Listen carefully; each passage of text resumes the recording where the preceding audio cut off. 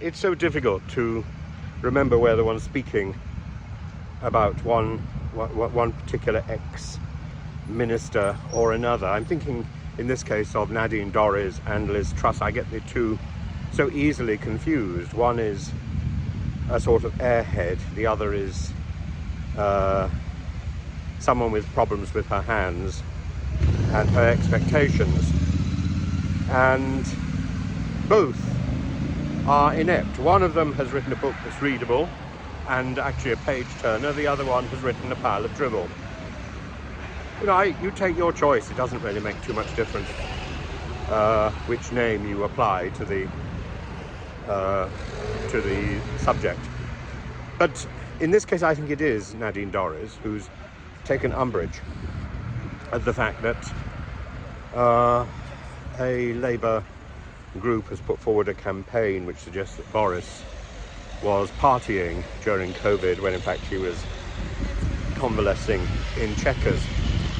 And she says, oh, this is libel.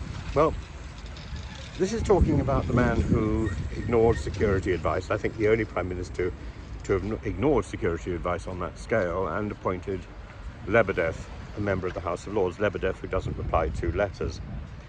And she's got a misunderstanding about what libel involves. Libel is not simply about telling an untruth. Libel is about whether that untruth undercuts the reputation of an individual in the estimation of ordinary people. And in the estimation of ordinary people, the reputation of Boris is rock bottom. I think he probably still retains some sort of charisma, because that's who he is. But reputation, it can't get any worse, really, can it? So it's pointless taking somebody or some group to court for, quote, libel, simply because they tell an untruth, or simply because their truth is not universally accepted about Boris. Boris is past history, and Boris has destroyed his own reputation, and nobody, I think, can repair it. Maybe the passage of time and dedication to charity might repair it posthumously, but Boris was a foolish boy, and he was the author of his own downfall.